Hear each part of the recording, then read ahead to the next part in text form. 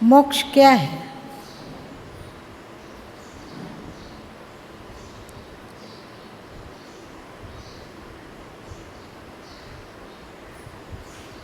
मोक्ष है दुखों से छूट जाना, अथवा हमारे मैं के अतिरिक्त जो कुछ भी है, ये हम नहीं बोलेंगे कि परिवार छूट जाना, पैसा रुपया छूट जाना, प्रतिष्ठा छूट जाना।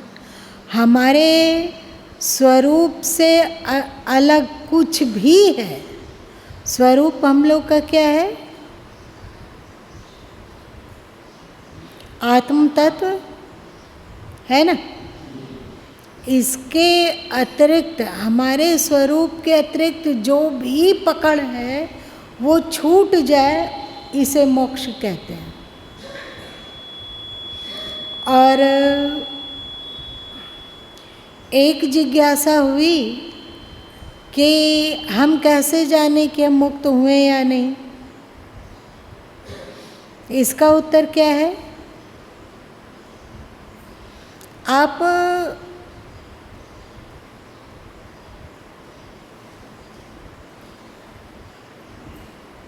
देखिए कि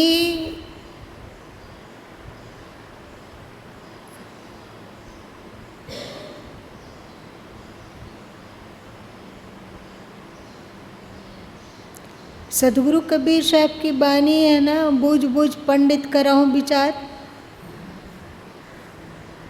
है ना। कहाँ है?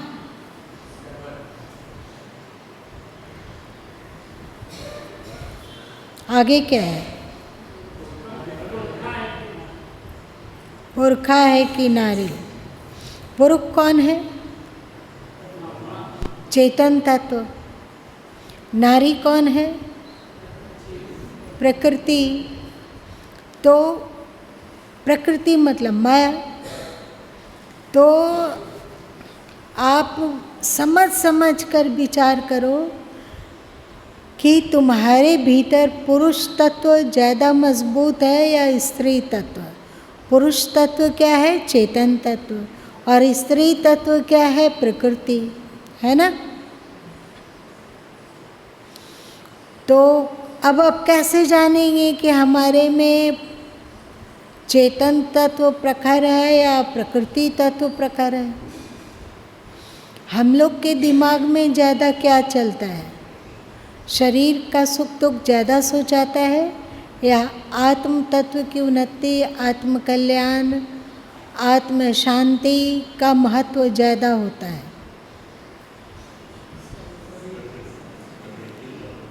क्या?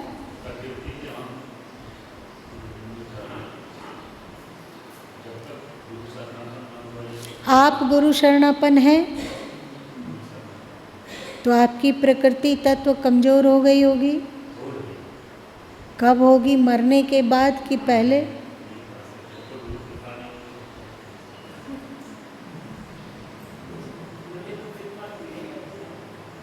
यदि गुरु, आप लोग को बताया गया है ना कि 4 कृपा होती है, गुरु कृपा, शास्त्र कृपा, ईश कृपा और स्वयं की कृपा। तो शास्त्र कृपा है कि शास्त्र को हमें स्वाध्याय और शास्त्र को समझने की क्षमता है, ये है शास्त्र कृपा। फिर है ईश्वर कृपा, हमें मनुष्य तन मिला, ये है ईश्वर कृपा। गुरु कृपा, गुरु ने सत्य का ज्ञान कराया, ये है गुरु कृपा। अब बच गया अपने ऊपर अपनी कृपा। तो क्या हम लोगों का अपने ऊपर अपनी कृपा है? कल तो गुरु माँ के अंतस में एक बात आ रही थी जो आप सबों से भी बांटते हैं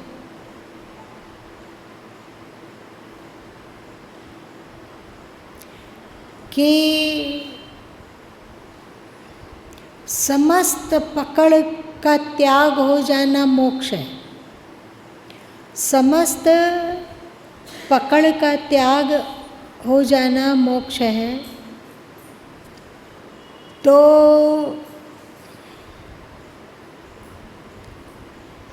एक बात आती है कि कहाँ कहाँ मोह है, कहाँ कहाँ पकड़ है।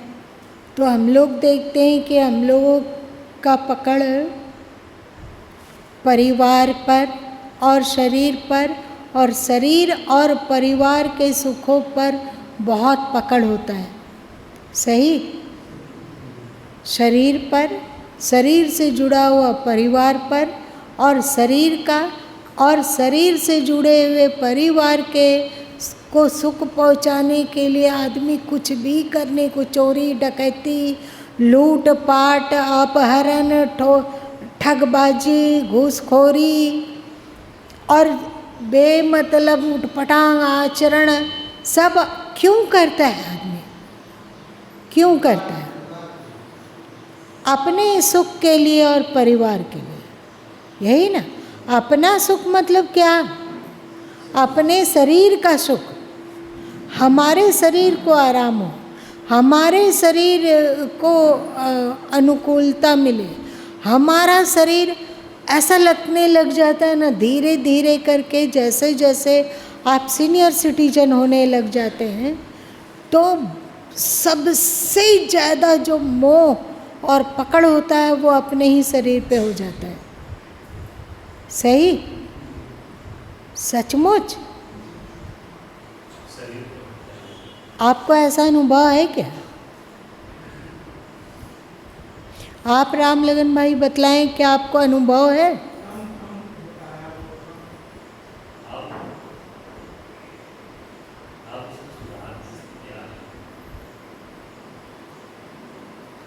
शरीर पर पकड़ बहुत ज़्यादा है। शरीर पर पकड़ ज़्यादा है मतलब समझो कि अभी दिल्ली दूर है। सही ना? शरीर पर पकड़ के बाद जो सबसे ज़्यादा हम लोग पकड़ के रखते हैं वो हम लोग का मन है। यदि ये मन हम लोगों को आज्ञा दे दे कि शरीर को आग में झोंक देना चाहिए, तो हम लोग तैयार हो जाएंगे या नहीं हो जाएंगे? आत्महत्या इत्यादि जो लोग करते हैं, वे मन ने कहा, सबसे ज़्यादा प्रेम उसको मन से है, और मन ने कहा कि आग में कूद जाओ। आग में कूद जाएगा। क्या मन से भी ज़्यादा प्रिय कोई चीज़ है?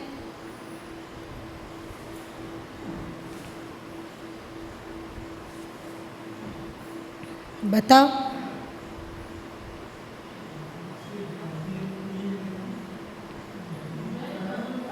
ये मन करने देगा?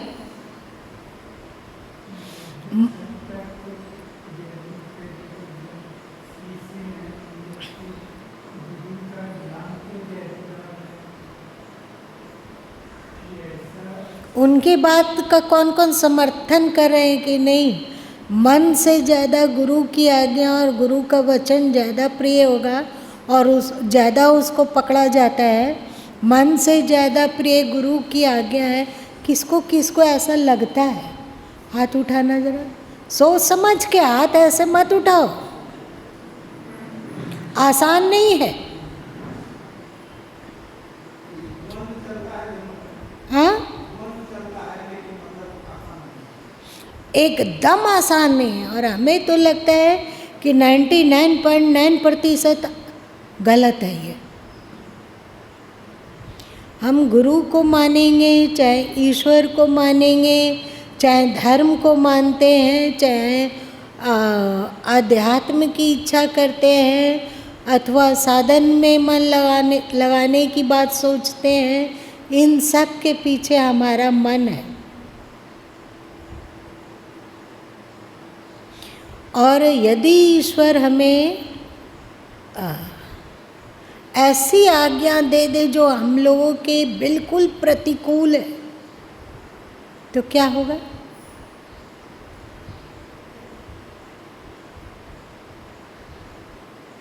क्या होगा?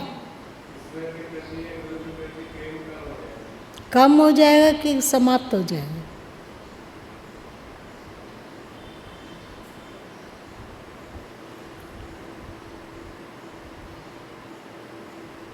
हो सकता है कि निंदक बन जाए, हो सकता है कि हम लोग की कोई औकात नहीं है, लेकिन फिर भी हम आँख तरेरने का कोशिश करें ईश्वर के प्रति भी और गुरु के प्रति भी। सही?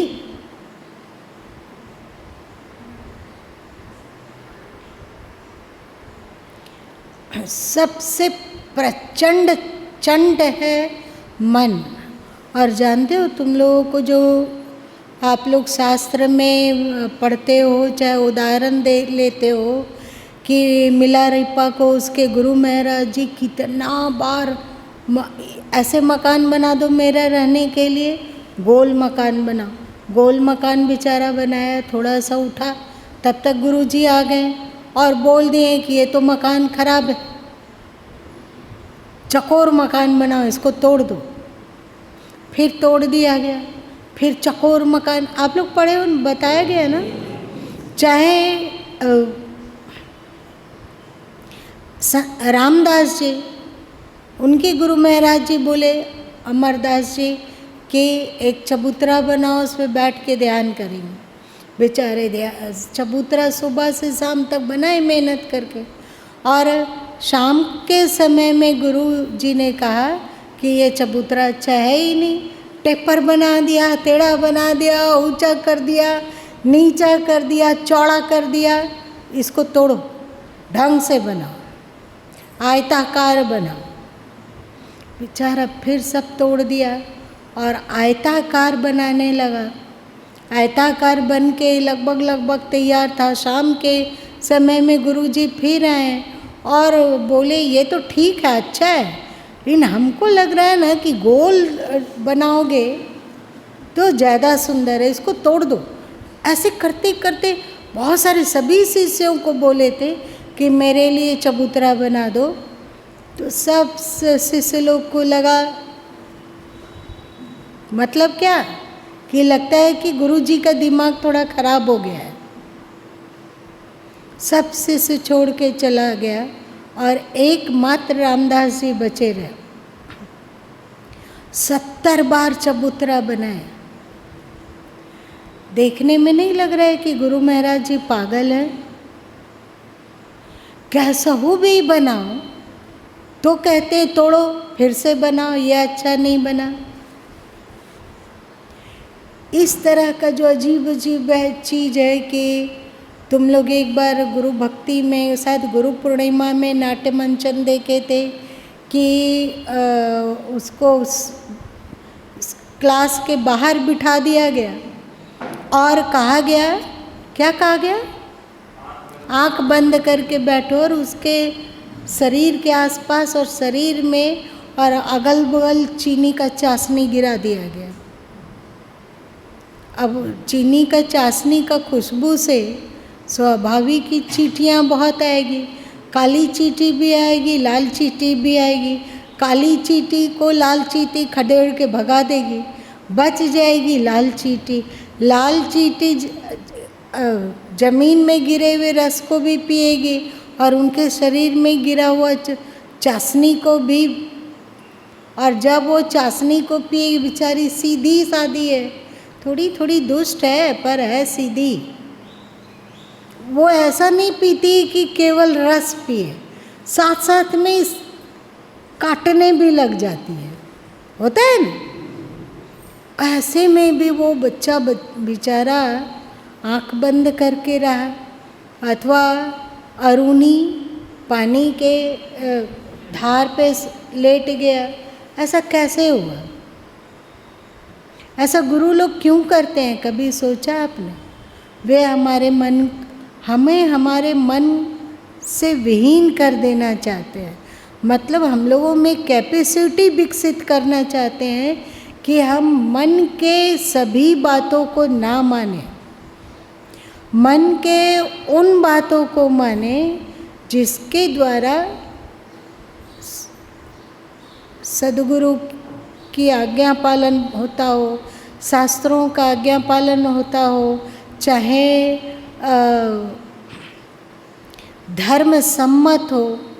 यदि हम लोगों का मन बहुत ज़्यादा प्रचंड रहा, जो मन में आएगा सो ही करेंगे, जो मन में आएगा वही करेंगे।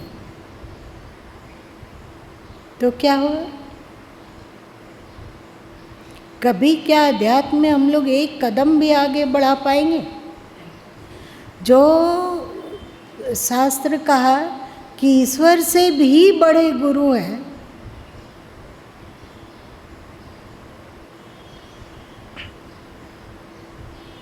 इसके पीछे क्या है?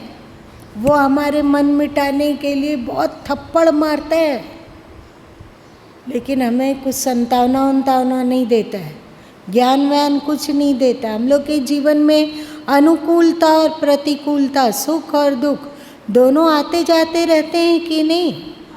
हम लोग को लगता है कि ये सुख दुख भगवान हमारे लिए भेजता है, ऐसी बात नहीं। हमारे कर्मों के अनुसार हमें सुख दुख मिलता है, पर सुख में घमंड हो जाना और दुख में खिन्न हो जाना ये गलत है।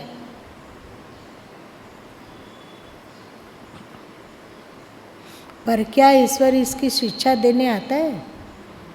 हम लोग का मन अगर उस परिस्थिति को ऐसा दिखा देता है जिसमें सुख की अनुभूति हो तो हम सुखी हो जाते हैं। परिस्थिति को ये मन यदि अलग तरीके से व्याख्या कर दिया तो हम लोग दुखी हो जाते हैं। ऐसा होता है ना? अब गुरु क्या करते हैं? आपका जो आप मन के जो गुलाम बने हुए हैं, हर कार्य मन के अनुरूप करते हैं हम लोग। मन मन मन मन मन मन, तो हम लोग को डिटैच करते हैं गुरु। किसे? मन से। तुम ईश्वर से जुड़ो या ना जुड़ो, गुरु से जुड़ो या ना जुड़ो, पर मन से असंग होकर मन की समीक्षा कर पाए कि ये सही बोल रहा है मन अथवा ये गलत बोल रहा है। सही ना? सही की मन की सही बात को मानेंगे और मन के गलत बात को नहीं मानेंगे। अभी हम लोगों में ये ताकत नहीं है। जो सत्संगी नहीं है, जो किसी जानकार गुरु से जुड़े हुए नहीं हैं, अथवा जिनमें गुरु भक्ति नहीं है, जिनमें गीता तुम खड़ी हो जाओ, पूजनीय हो, जानते नहीं हो कहीं कहीं पे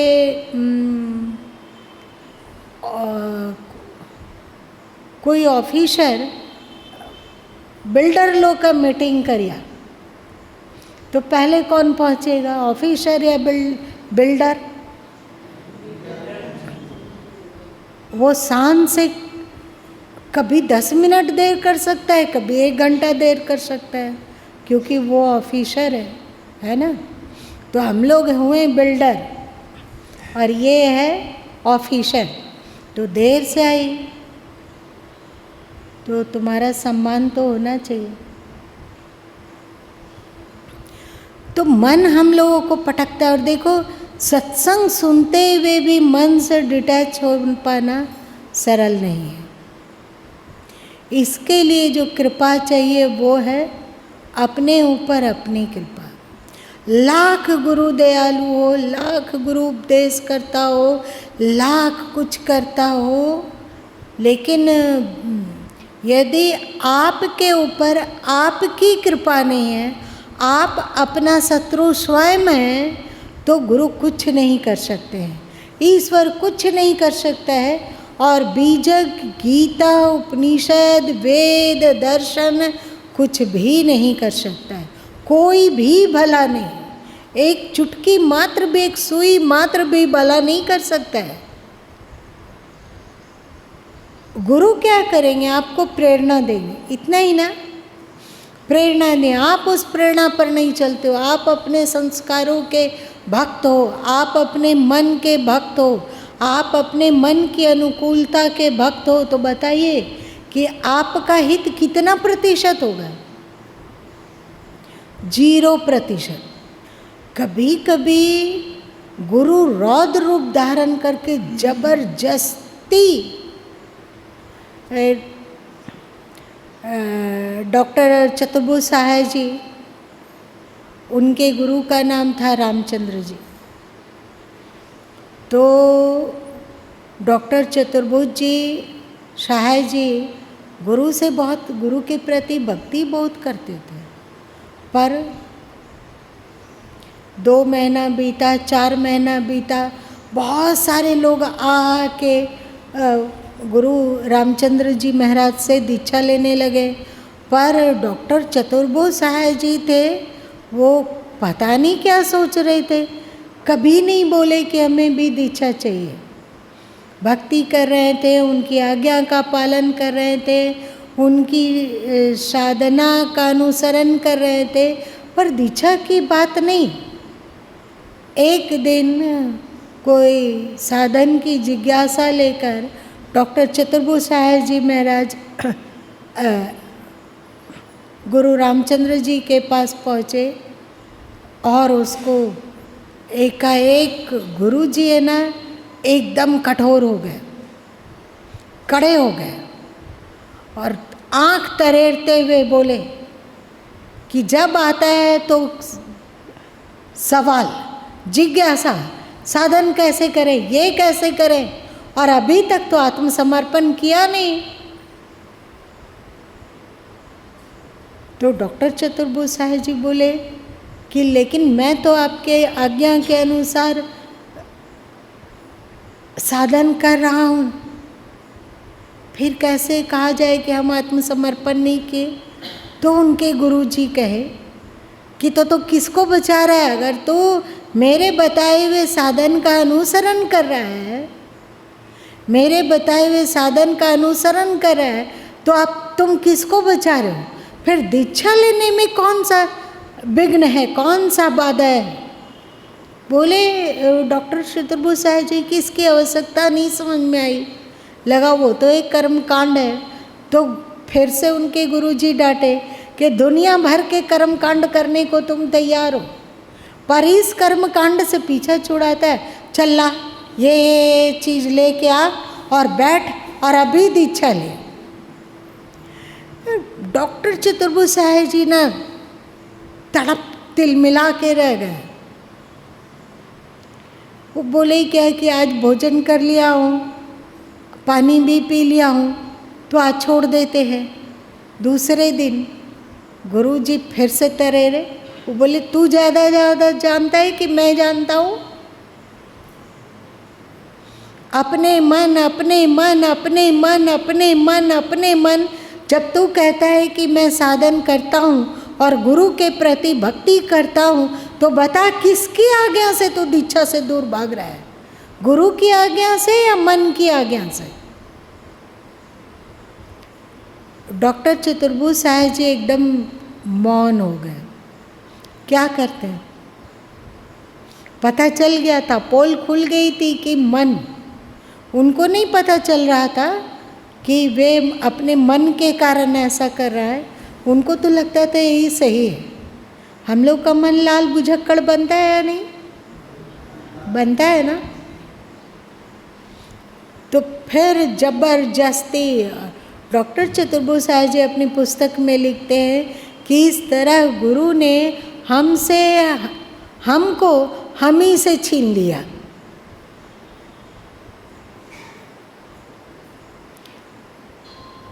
प्रेम से मान जाओ तो अति उत्तम, यदि प्रेम से नहीं माने तो दरेरा खाने के लिए तैयार रहो। लेकिन दरेरा भी कौन खाएगा? जिसकी भक्ति होगी वही खाएगा, वरना नहीं खा सकता है। और भक्ति में सबसे, हर अध्यात्म में, शांति में, अपना आत्मकल्याण में, मोक्ष में, सुखी जीवन के लिए हर जगह जो आवश्यक है वो है कि हम मन से असंग हो सके। मन के प्रति जो हमारी आसक्ति है, मन के प्रति जो हमारा मोह है, दुनिया भर की आसक्ति रहने दो। बच्चों के प्रति आसक्ति उतना खतरनाक नहीं है, पति पत्नी के प्रति आसक्ति उतना खतरनाक नहीं है। भाई बहन अथवा परिवार के प्रति आसक्ति उतना खतरनाक नहीं है जितना खतरनाक है मन की आसक्ति, और मन की आसक्ति ही बंधन का कारण है। मन की आसक्ति को हम तोड़ पाए यही मोक्ष है। इसीलिए श्री कृष्ण चिल्ला के कहते हैं कि मन मना भवा, चाहे भगवान श्री राम कहते हैं कि निर्मल मन जन सो मोहि पावा, या सदगुरु कबीर साहब कहते हैं कि मेरा मन जब निर्मल हो गया तो मेरे पीछे पीछे परमात्मा चलते हैं। मन का निर्मल होना मतलब क्या है? मन में ही आसक्ति पैदा होती है, और अपने आप पर मन की जो आसक्ति है ना, ये सबसे बड़ी मलिनता है। मन की सबसे बड़ी मलिनता है। बात समझ में आ रही है? क्या समझ में आई? देखिए, अभी आप लोग को लगता होगा कि नहीं, गुरु की आज्ञा, गुरु का मन सर्वोपरि है, लेकिन आप प्लीज़ अपना आत्म समीक्षा कीजिए, निष्पक्ष होकर मन को देखिए कि हम लोग सबसे ज़्यादा बड़े भक्त किसके हैं? मन के। गंदा हो मन तो भी हमारा मन हमारे लिए कीमती है।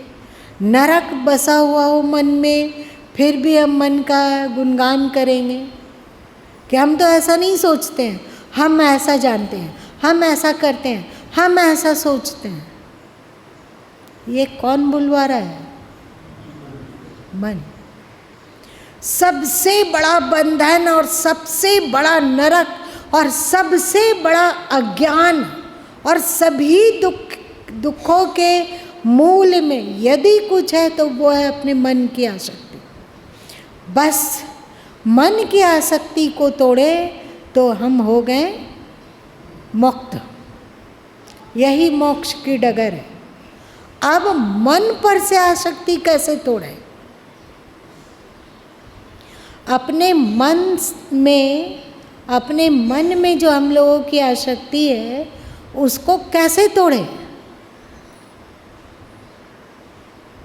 ईश्वर की भक्ति से भी हम लोगों के मन में जो हमारी आसक्ति है उसको तोड़ा जा सकता है, पर इसमें कितने जन्म लगेंगे, कितने युग लगेंगे, पता नहीं। शास्त्रों की भक्ति के द्वारा भी मन की आसक्ति को तोड़ा जा सकता है। जैसे हम गीता का स्वाध्याय किए और संकल्प लिए कि जो गीता में उपदेश किया हुआ है उसी का हम अनुसरण करेंगे, और इसके अतिरिक्त हम मन की एक नहीं सुनेंगे। जो गीता के अनुकूल होगा वही मन की बात को सुनेंगे।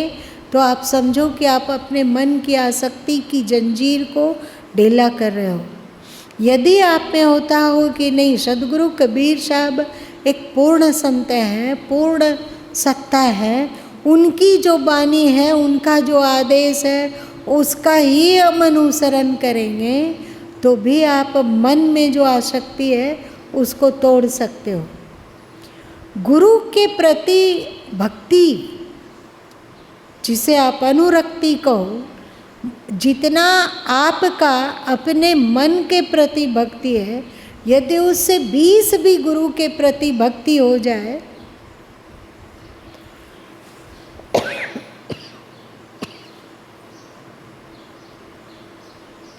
तो मन की आसक्ति मिटने लग जाती। जानते हो, जब गुरु माँ घर में थे, मतलब आज से करीब 35 साल पहले अथवा उससे भी पहले, तो डॉक्टर चतुर्भुज साहब जी की लगभग उनकी सारी पुस्तकें पढ़ डाली। उस समय कबीर पंथ में बहुत नहीं जुड़ा गया था। उसके बाद फिर गुरु दीक्षा वगैरह का कार्य चला। ईश्वर की जिस ओर प्रेरणा हुई उस ओर आगे बढ़ने की कोशिश की गई। तो डॉक्टर चतुर्भुज साहब जी की एक ध्यान पद्धति गुरु माँ को बहुत अच्छी लगी थी, और वो थी कि वे कहा करते कि जब भी तुम्हें खाली समय मिलता हो तो तुम अपनी आंखें बंद कर लो और शरीर को ढीला छोड़ दो और देखो कि तुम्हारे गुरु तुम्हारे समक्ष कुछ दूरी पर प्रकट है, लगभग 4 फीट की दूरी पर, और वे जमीन के स्तर से थोड़ा सा ऊपर उठे हुए हैं, उनका आसन जमीन से कुछ ऊपर है। और आप ध्यान करो कि गुरु के शरीर से अथवा गुरु की भ्रिकुटी से, अथवा यदि वे वरदान की मुद्रा में हाथ उठाए हो तो उनके हस्त से, हाथ से प्रकाश की धारा निकल रही है और आपके भ्रिकुटी में, आपके हृदय में, आपके मस्तिष्क में समाहित हो रही है, और धीरे धीरे आप बदल रहे हैं और आपका मैं, आपका वजूद गुम होता जा रहा है और आप गुरु में ही ऐसा दिखने लगे कि वहाँ आपके 4 फुट की दूरी पर तो गुरु है ही, और साथ साथ में जो आपकी आकृति है वो भी गुरु रूप ही भासने लगने लगे कि आपकी आकृति लुप्त हो गई और वहाँ पर गुरु की ही आकृति है। और आप इस तरह से भावना करो कि आपका मन गुम होता जा रहा है और आपके स्थान पर, आपके मन के स्थान पर गुरु का ही मन अधिरोपित हो रहा है। एकदम भावना करो कि तुम्हारा आकार, तुम्हारा रूप रंग, तुम्हारा सोचने की तरीका सब कुछ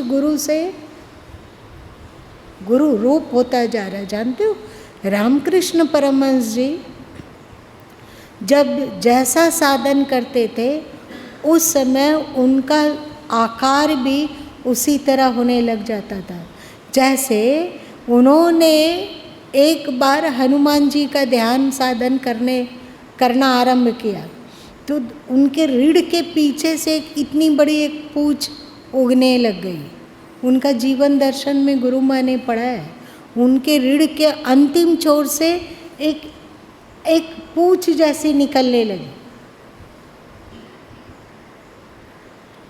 लेकिन वे तो हनुमान जी की साधन में मस्त, तो उनके शरीर में रोम बढ़ने लगे रामकृष्ण परमहंस जी के। क्यों? हनुमान जी के शरीर में रोम है ना। और जब वे राधा जी का ध्यान करने लगे तो उनको ऐसी भावना होती कि वे ही राधा है।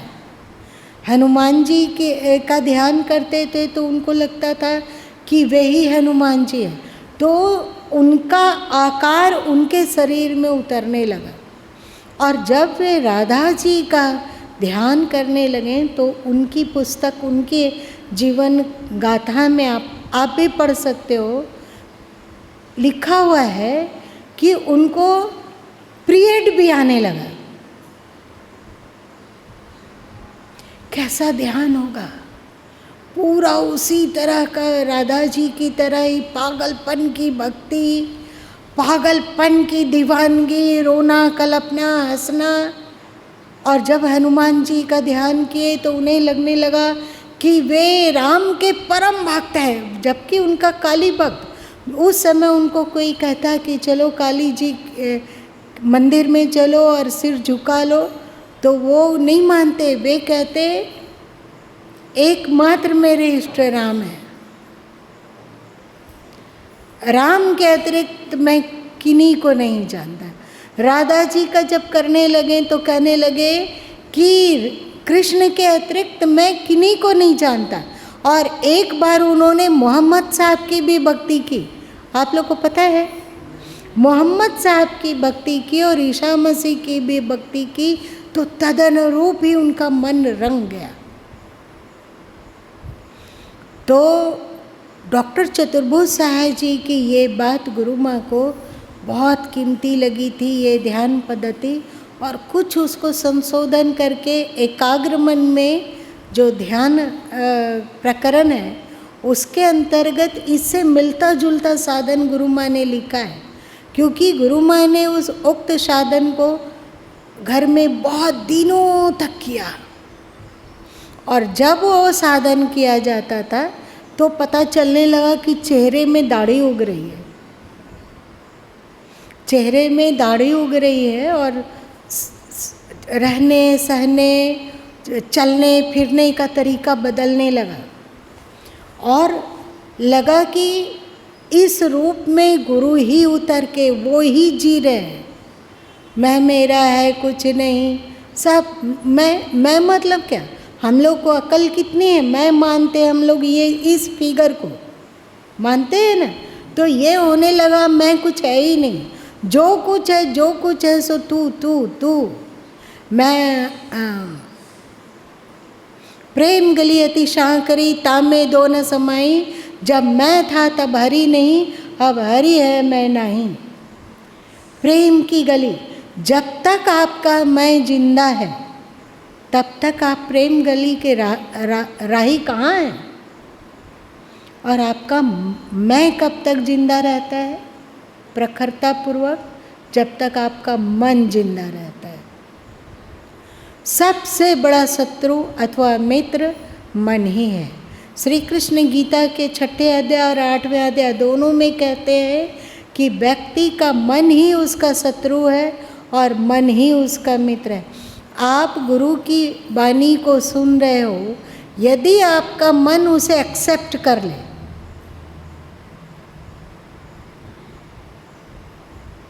और फिर आप उस सत्संग उस उपदेश के अनुसार अपने जीवन को बनाने लग जाओ, तो आपका मैं अथवा आपका अनगढ़ मन मिट रहा है। आप जो मन से जैसे ही मुक्त हो जाओगे, मन का आग्रह, अब मन के स्वामी हो जाओगे, मन के गुलाम नहीं। मन जो कुछ कहता है हम लोग सुनते हैं, और कभी कभी तो गुरु माँ ऐसा भी देखते हैं इस समुदाय में। दीपक जी सावधान रहिए वरना खड़ा होना होगा। ये मत सोचो कि गुरु माँ दूर बैठे हुए हैं तो वो पीछे तक थोड़ी देखते हैं, भले आँख कमज़ोर हो लेकिन अंतरात्मा मजबूत है।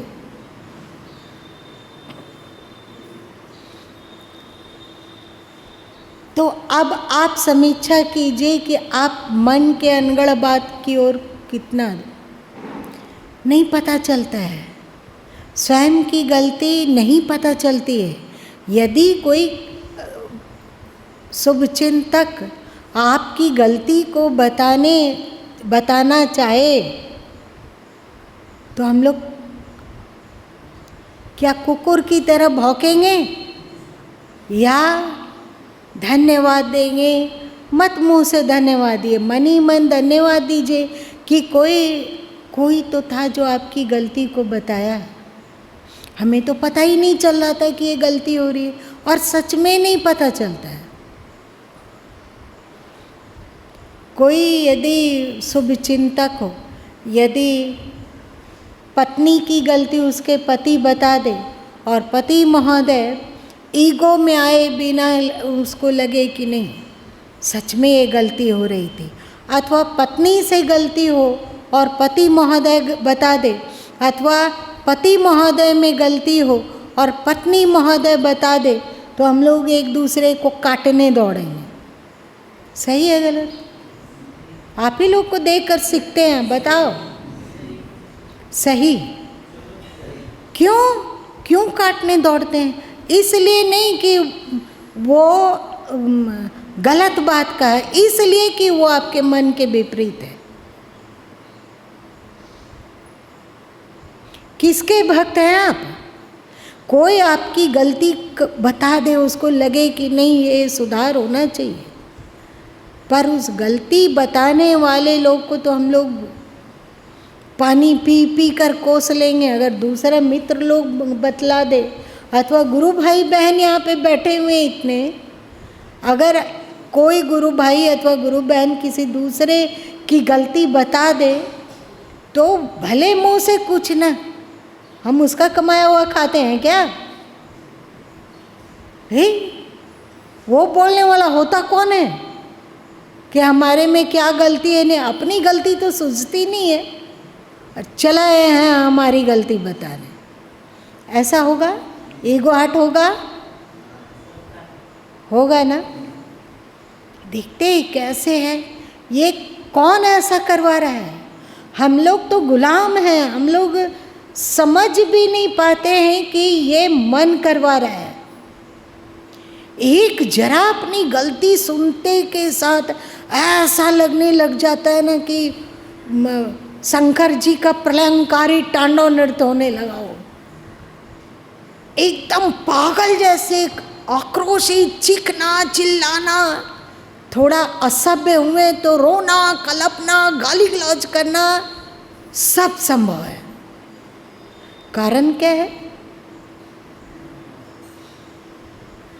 मन को वो अच्छा नहीं लगा। क्या उस समय जब हम उदंड और उच्छृंखल की तरह पागलों की तरह प्रलाप करते हैं, उस समय क्या हम 1 मिनट अपने दिमाग को शांत करके समीक्षा कर सकते हैं कि अगले ने हमें हमारी गलती बताई, यदि हमसे वो गलती हो रही है तो क्या वो गलती करना सही है? क्या बीजक में वैसी गलती करने लिखा हुआ है, या गीता में लिखा हुआ है, या उपनिषदों में लिखा हुआ है? कहाँ लिखा हुआ है? कहीं सचमुच हम ऐसी गलती तो नहीं करते? वो हम लोग कहेंगे हम ऐसा करते ही नहीं है, हम ऐसा बोले ही नहीं है, हम ऐसा सोचे ही नहीं है। किसके लिए आप लड़ रहे हो? तो आप बताओ कि सबसे बड़ा बाधक हमारा कौन है? जब तक मन की आसक्ति नहीं आप मिटा पाओगे, तब तक ना गुरु भक्ति हो सकती है, ना ईश्वर के प्रति भक्ति हो सकती है, ना अध्यात्म में आगे बढ़ सकते हैं। हम लोग जीते हैं मन के लिए, मरते हैं मन के लिए, श्वास लेते हैं मन के लिए। भूल जाओ, ये कौन कह दिया तुम लोग को कि ये अमुक व्यक्ति हमारा जीवन साथी है, चाहे जीवन संगनी है? ये सब बेकार की बात है। कौन कहता है कि पुरुष का स्त्री में और स्त्री का पुरुष में आसक्ति होती है? ये सब बेकार की बात है। हमारा उसमें आसक्ति होती है जो हमारे मन को अच्छा लगता है। हम लोग सबसे प्रचंड आसक्ति, बेटा बेटी पति पत्नी, जो लोग दुनिया वाले लोग कहते हैं कि सबसे ज़्यादा मोह का फंदा तो यही है, पर गुरु माँ को ऐसा नहीं लगता है। गुरु माँ को लगता है कि सबसे बड़ा मोह का फंदा अपने मन, अपना ही मन है, और अपने मन में दुनिया का सबसे ज़्यादा मोह होता है। कोई कितना भी सिर पटक कर कह ले कि नहीं, उसके भीतर गुरु भक्ति है, चाहे मातृ पितृ भक्ति है, चाहे ईश्वर के प्रति भक्ति है, सब झूठे है। और अध्यात्म क्या है? इस मन की आसक्ति को तोड़ देना। मोक्ष क्या है? इस मन की आसक्ति को तोड़ देना। मोक्ष की डगर क्या है? अपने मन की आसक्ति को तोड़ देना। आप अपने मन की आसक्ति से जैसे ही मुक्त होते हैं, जैसे ही इस आसक्ति से आप निवृत्त होते हैं, आपके भीतर एक वैक्यूम, एक खाली स्थान बन जाता है, और उसमें श्रेष्ठता और सत्यता और सत्यम शिवम सुंदरम की सब कुछ चारों ओर से समेट कर अंदर में भर जाता है। आप मन को खाली करो, बाकी सब हो जाएगा। मन को खाली करना मतलब क्या? देखिए, बहुत सारे लोगों ने कहा कि ध्यान नहीं लगता है। गुरु माँ कहते हैं कि तुम ध्यान में कितना देर रह सकोगे?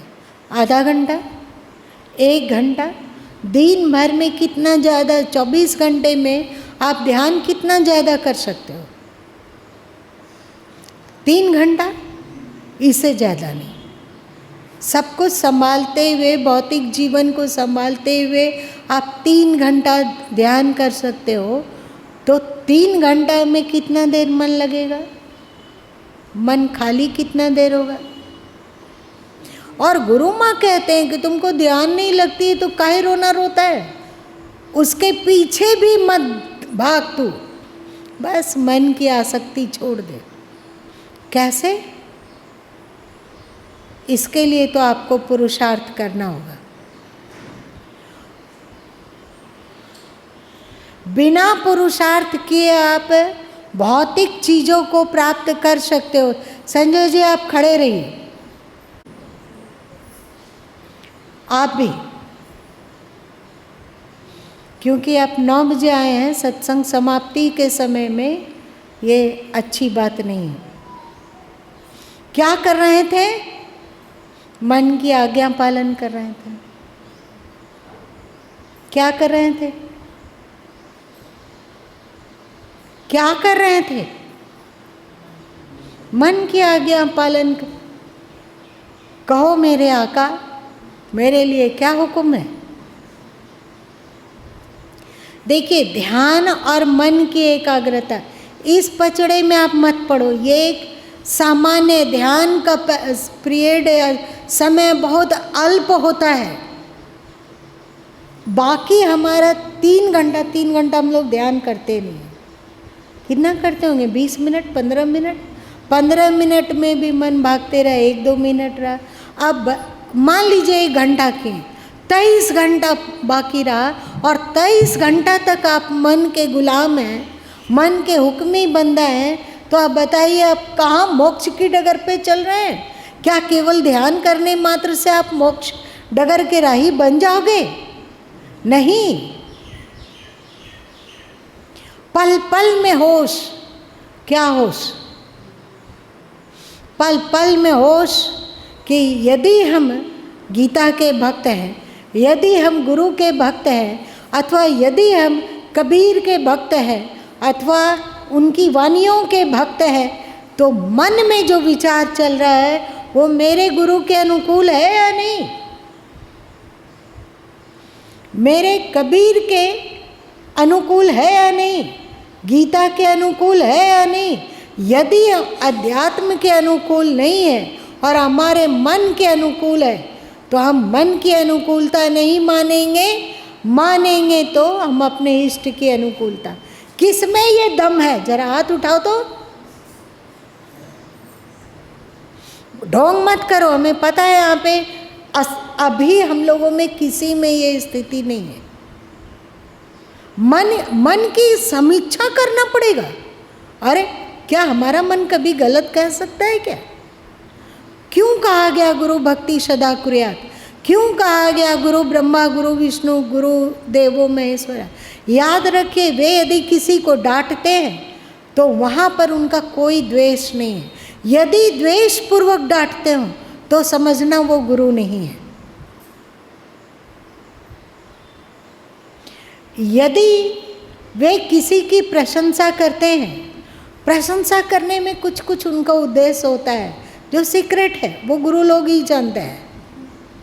लेकिन कहो तो हम आप लोगों को शेयर कर दें।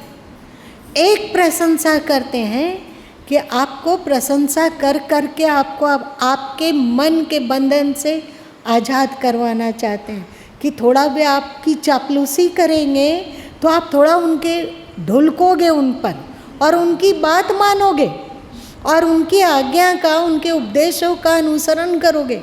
इसीलिए वे चापलूसी करते, यदि करते हो तो, कभी किसी की प्रशंसा करते हो तो, किसी की प्रशंसा करते हो पर उसमें उनका कोई राग ना हो। यदि राग है तो समझो कि वो गुरु ही नहीं है। गुरु कैसा चाहिए? जिनमें उनके मन में व्यक्तिगत ना राग है ना द्वेष है। ये क्वालिटी बहुत ऊंची है।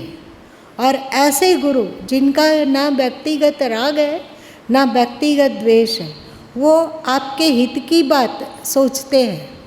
और यदि आपके ऊपर बहुत कठोर है, डंडा भी उठा के आपको मार देते हो, तो भी यदि वे बिना द्वेष का मार रहे हैं तो वो महाप्रसाद है।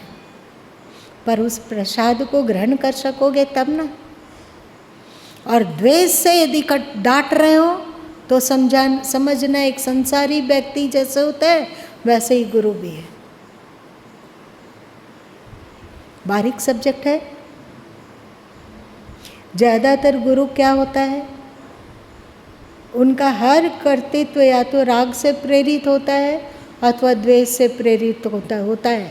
और श्री कृष्ण भी कहते हैं राग द्वेष से ऊपर उठने की बात, सदगुरु कबीर साहब भी कहते हैं राग द्वेष से ऊपर उठने की बात, उपनिषदें कहती है राग द्वेष से ऊपर उठने की बात।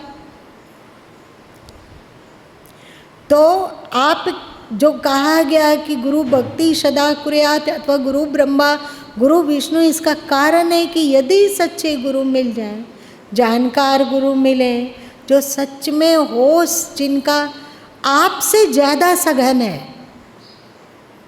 आपसे ज़्यादा होश जिनका सघन है, आप उनका अनुवर्तन करते हो, अनुसरण करते हो, उनके प्रति भक्ति रखते हो, उनमें अपने आप को फना कर पाते हो, अपने मन को उनमें मिटा पाते हो, तो आप समझना आप मोक्ष की डगर पर चल नहीं रहे हो, उड़ रहे हो।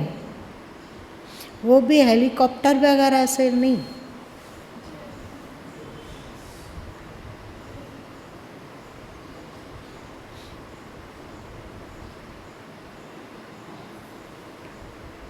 किसी का कोई जिज्ञासा बचा हुआ रहा? देखिए एक और अभी पहलू बचा के रखे हैं गुरु माँ, क्योंकि समय हो गया, लेकिन 5 मिनट में बोल देते हैं कि गुरु से प्रेम कर करके उनकी आज्ञा, उनकी अनुकूलता, उनका उपदेश, उनका भाव समझ कर उनके अनुकूल बनते क्या होता है कि जो इस तरह से कर रहा है वो भी एक दिन गुरु रूप हो जाता है। सदगुरु कबीर साहब कहते हैं ना, गुरु और पारस में बहुत अंतर हो जान, वह लोहा सोना करे या कर ले आप समान, एक हो जाते हैं। जो गुरुता गुरु के भीतर प्रकाशित है वही शिष्य में भी प्रकाशित होगा। और एक बात है जो बढ़िया से सुन लो, जैसे का हम ध्यान करते हैं वैसे ही हमारा मन बनने लगता है। आप किसी व्यक्ति का ध्यान कर रहे हैं, अपने बच्चे की खूब याद आ रही है, तो जैसा आपका बच्चा है वैसा आपका मन बनने लग जाएगा। आप अपने पति का बहुत ध्यान करते हैं तो आपका पति जैसा होगा, आपका मन भी वैसा ही बनने लगेगा। आप पत्नी महोदया का ध्यान करते हैं तो आपका मन भी आपकी पत्नी महोदया में बनने के जैसा बनने लगता है। आप लोग नहीं सुने हो क्या कि बहुत सारी माताएं बोलती है कि मेरा बेटा ऐसा नहीं था, मेरा बेटा तो हमें बहुत मानता था, माँ अब खाना खाई कि नहीं, मेरे पास आता था तो माँ माँ माँ माँ करके आगे पीछे डोलता रहता था। जब से उसका विवाह हुआ ना, पत्नी आई है, तो मेरा बेटा बदल गया। कैसे बदल जाता है बेटा लोग? चेहरा मोहरा तो ऐसा ही रहा। पहले मेरा बेटा कभी हमें ऊंची आवाज़ में बोलता नहीं था, अब बोलता है। कैसे बोलने लगा? कभी आपने समीक्षा किया? भाई लोग आप लोग समीक्षा नहीं किए हो? आप लोग ऐसा नहीं बने क्या? इतना मौन स्वीकृति लक्षणम होता है क्या? क्योंकि बहू है वो, तो उसको अपने माँ बाप के प्रति बहुत प्रेम है, स्वाभाविक है, और भाई लोग को अपने माँ बाप के, लेकिन उसकी संगति इतना ना पुरुष भाई लोग पत्नी महोदय लोग का ध्यान किया, इतना ध्यान। आप लोग चिंता मत करो, आप लोग की निंदा नहीं कर रहे हैं। इतना ध्यान कि उसका भी मन वैसा ही बन गया। अब वो भी यदि बहू महोदया अपने सास ससुर की निंदा करती है तो बेटा महोदय भी दिमाग में अपने माँ बाप के प्रति कुड़ कुड़ कुड़ कुड़ कुड़ कुड़ होता है। कैसे, क्यों? क्योंकि पति महोदय पत्नी महोदया का ध्यान में तल्लीन है, गुम है, और पत्नी महोदया पति के ध्यान में तल्लीन है। दोनों, ज़्यादातर होता है स्त्री लोग का ही असर पुरुष में दिखता है, ज़्यादातर, 100% नहीं। जिसका ध्यान करोगे तुम्हारा मन वैसा ही बनेगा। तुम अपने एक आज्ञा माँ बाप की ध्यान कर रहे हो। कर्तव्य करना अलग चीज़ है, देखो याद रखना, कर्तव्य करना अलग चीज़ है और प्रेम करना अलग चीज़ है, ध्यान करना अलग चीज़ है। यदि आप माँ बाप के प्रति कर्तव्य कर रहे हो, एक जाहिल माँ बाप का भी जो कि संसारी है, माँ निकृष्ट आचार विचार वाला है, उसका आप उसके प्रति जो तुम्हारा कर्तव्य वो कर रहे हो तो ये धर्म है। और उसमें ढुलक करो, उसी का ध्यान माँ बाप माँ बाप माँ बाप माँ बाप कर रहे हो तो ये तुम्हारा पागलपन है। वैसे ही तुम्हारी भी बुद्धि हो जाएगी। अपने हुआ जाता है क्या? याद आती है? क्या होता है बता दो तो क्या होता है?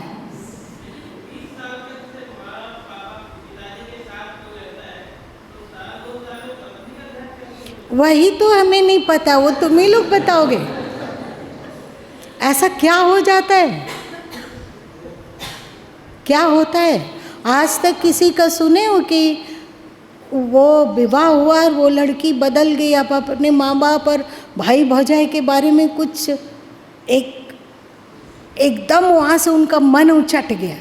लेकिन देख लो ना, भाई लोगों में कितने लोगों का अपने माँ बाप के प्रति मन उचट गया। कोई लड़की लोग को देखते हो तुम लोग कि उसका अपने माँ बाप के प्रति दिमाग उचट गया? कुछ तो कारण होगा ना। कारण क्या है?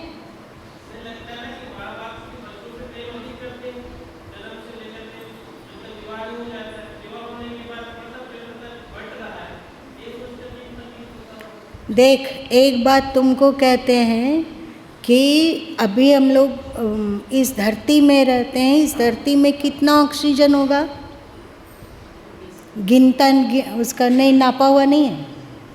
धरती में ऑक्सीजन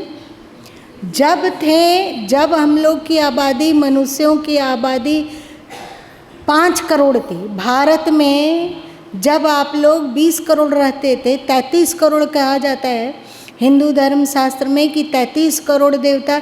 इसका मतलब है कि उस समय भारत की आबादी 33 करोड़ थी और वे सब के सब देव स्वरूप थे। 33 करोड़ आबादी थी उस समय।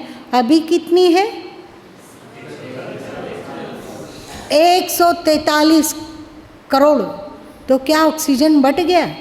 पहले जितना हम लोग ऑक्सीजन लेते थे आज उतना ऑक्सीजन नहीं है हम लोग के पास। दम घुट रहा है। वैसे ही लगाव भी है, प्रेम भी है। ऐसा नहीं हो सकता है कि प्रेम बट जाता है। अगर होता तो हमारे पूर्वज लोग कहे वसुदेव कुटुंबकम, पूरा पृथ्वी परिवार है। लेकिन ईश्वर से भी प्रेम करने लायक प्रेम उसका बचा हुआ है। तो कैसे कह पाएंगे कि प्रेम बट जा रहा है? कुछ तो गड़बड़ी है। देखिए, तुम लोग की गड़बड़ी है, तुम लोग स्वयं ढूंढ और फिर इलाज पूछने आ जाना। तो एक समय ऐसा आता है कि आप यदि सद्गुरु का ध्यान करते हैं, वो भी यदि सच में जानकार हों, राग और द्वेष से परे हों, कठोर हुए तो कस के डांट दिए, पर वो डांट उनका वैसे ही हो जैसे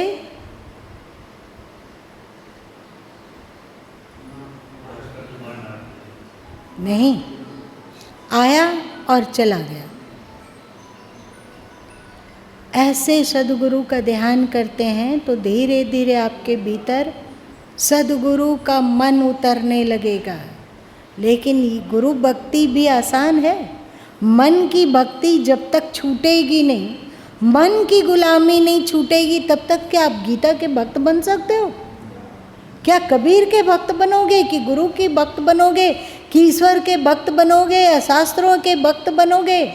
कहीं नहीं। सब बंधन के मूल में मन की आसक्ति है, और सबसे बड़ा मोक्ष का डगर है मन की आसक्ति को तोड़ना।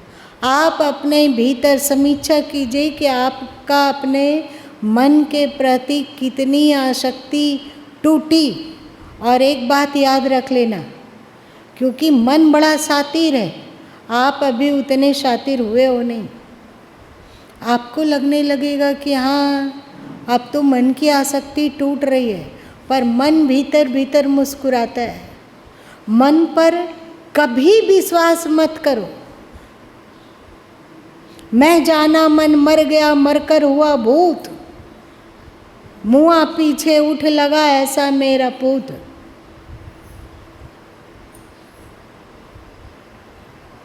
मन को मृतक देखकर मत मानो विश्वास, साधु तहाँ लो भय करे जब लग पिंजर सास। मोक्ष की डगर हो गया, समझ में आ गई बात? हम लोग मोक्ष की डगर पे कितना चल पा रहे हैं, समझ में आई? समझ में आ रही है? शांति चाहते हो, सुख चाहते हो, अध्यात्म चाहते हो, भौतिक जीवन में भी खुश रहना चाहते हो, तो विकारों में कहीं खुशी नहीं है। खुशी है कि आप मन की गुलामी से ऊपर उठ जाओ। बिना धन के भी आप प्रसन्न रह पाओगे यदि मन की गुलामी ना हो। बहुत सारा धन हो पर मन की गुलामी हो तो वहाँ भी कोई सुख नहीं है। कितना भी आपके घर में सुख सामग्रियाँ एकदम खचम खच भर गया हो, सब कुछ हो, सब आराम का चीज़ हो, पर मन की गुलामी है तो आप कभी सुखी नहीं हो सकोगे। और मन की गुलामी नहीं है तो एक झोपड़े में बिना सुविधा के भी आप आनंदित रह सकते हो। सुख के मूल में है मन की गुलामी से आज़ाद। मोक्ष के मूल में है मन की गुलामी से आज़ाद। सभी साधन शिरोमणि है मन की गुलामी से आज़ादी। आज इतना ही।